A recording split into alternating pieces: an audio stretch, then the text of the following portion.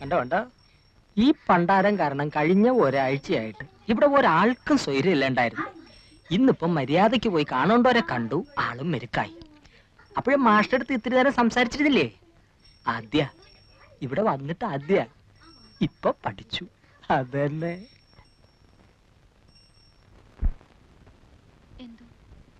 എനിക്കെന്തോ വിശ്വാസം വരുന്നില്ല.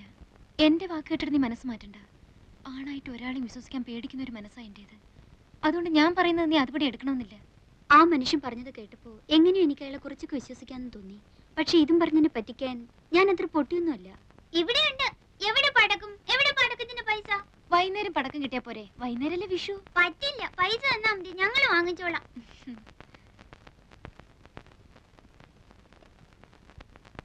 ഇപ്പൊ ഇതിന് വാങ്ങിയാ മതി. വൈകുന്നേരം ചേച്ചി അങ്ങാടിയിൽ അയച്ച് വേറെ വാങ്ങിപ്പിച്ചേരാം. നിറയെ വാങ്ങി തരാന്ന് പറഞ്ഞില്ലേ? എന്റെ മോനും ഇന്ന് അവിടെ പൂത്തിരി കത്തിക്കുന്ന എഴുതിയിട്ടുണ്ട്. എവിടെ ദേവകീർത്തിയുടെ മോൻ? കോട്ടയത്തിനടുത്ത് ബോർഡിങ്ങില്.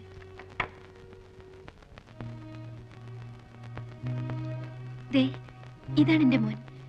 മിടുക്കനാ പഠിക്കാൻ. ക്ലാസ്സിലെ ബെസ്റ്റ് സ്റ്റുഡന്റ് ആണ്. എവിടെയാ കുട്ടിയുടെ അച്ഛൻ?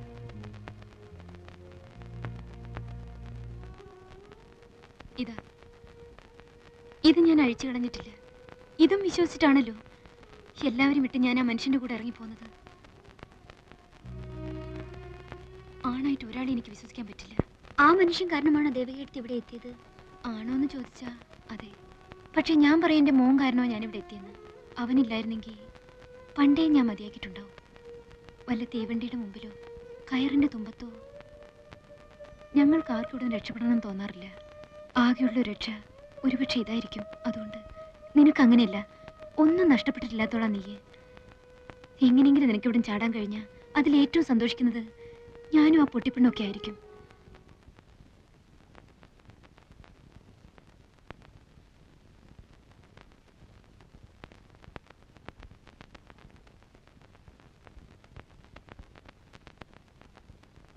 ആരാ അവിടെ?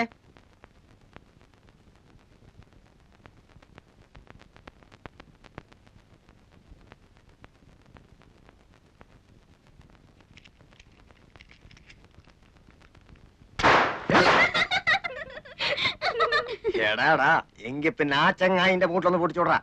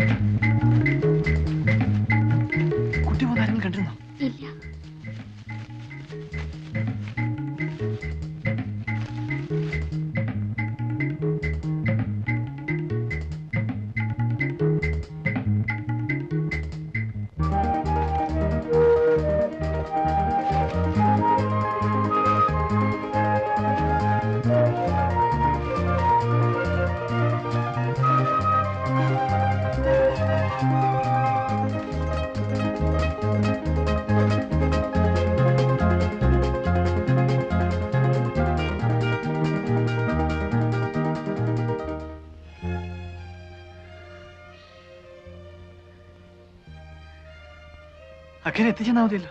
മതി.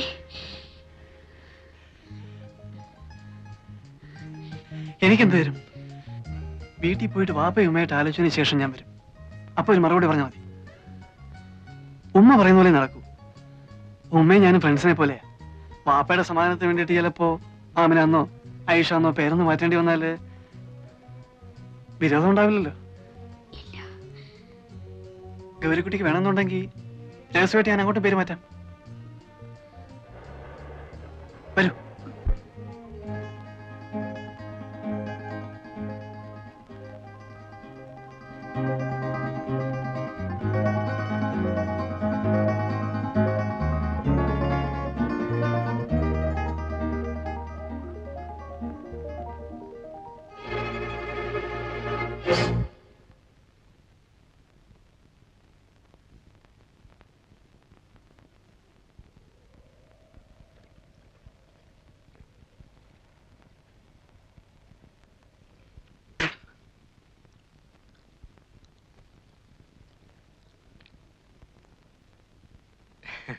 എങ്ങടാ മാഷേ? ഞങ്ങളിതാ പുഴയൊക്കെ ഒന്ന് കാണാൻ വേണ്ടിട്ട്. അതിനിത്ര ചുറ്റി വളഞ്ഞു വരേണ്ട കാര്യമില്ലല്ലോ. ഇതാ അവിടെ നിന്ന് ഇങ്ങനെ ഇറങ്ങിയ പുഴയായില്ലേ. ഓ, എനിക്ക് വഴി പരിചയമില്ലാത്തോണ്ട്. വഴി പരിചയമില്ലെങ്കിൽ ഇവിടെ വെറുതെ നിന്ന് ചുറ്റി തിരിയണ്ട. അത് ഈ പെണ്ണിനെയും കൊണ്ട് വരി, ഞങ്ങള് വീട്ടിൽ കൊണ്ടാക്കാം. നാട് മോശാ, അതുകൊണ്ടാ പറയണത്. ഒരി നിനക്ക് പറഞ്ഞു കൊടുത്തുണ്ടായിരുന്നില്ലേ കഴുതേ? നിങ്ങൾ വെക്കുള്ളൂ, ഞങ്ങൾ ഇതാ പുഴക്കര രത്തിനേരെ എന്നിട്ട് വന്നോളാം. വഴിയൊക്കെ എനിക്കിപ്പോ നിശ്ചയമുണ്ട്. പറഞ്ഞതനുസരിച്ചോളി. അടക്കടി.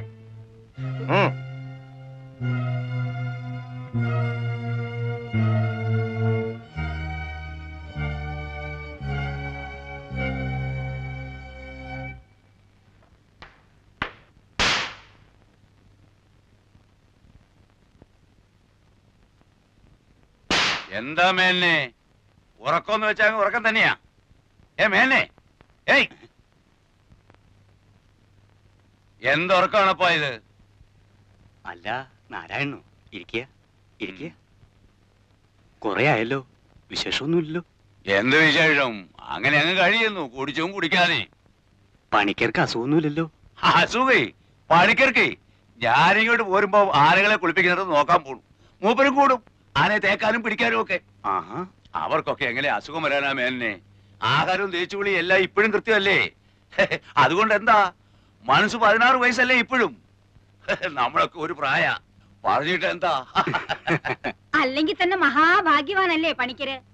മൂപ്പരുടെ ഭാഗ്യം ഇപ്പം നമുക്ക് ഭാഗ്യക്കേടായിട്ടാ തീർന്നിരിക്കുന്നത്. അതെന്താ നാരായണ താൻ അങ്ങനെ പറയുന്നത്? അങ്ങനെ പറയാൻ പാടുണ്ടോ? എന്നല്ല പറഞ്ഞത്, ഓരോ ജോലികൾ വന്ന് വീഴുന്നത് കാണുമ്പോ. ആ മകളെടുത്ത് ഒന്നി ഇങ്ങോട്ട് വന്നി.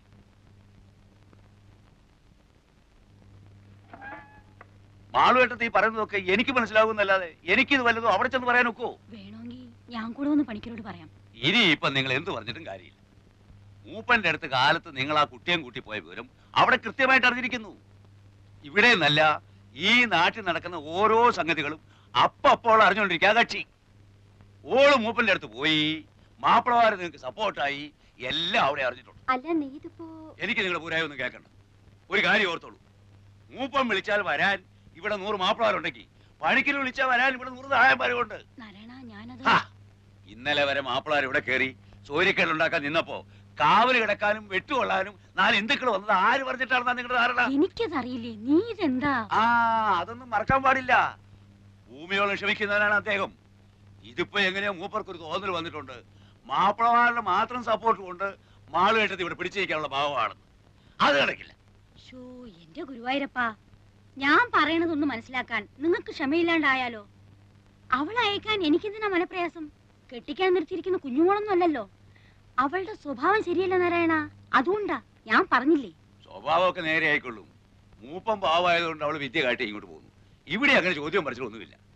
മൂപ്പനെ ദേഷ്യം പിടിപ്പിച്ചാലേ കാലത്തെ പെണ്ണ് തലയില്ലാതെ പുഴക്കര കിടക്കും, അറിയോ? അതും എന്റെ കൈ കൊണ്ട് തന്നെ ചെയ്യേണ്ടി വരും.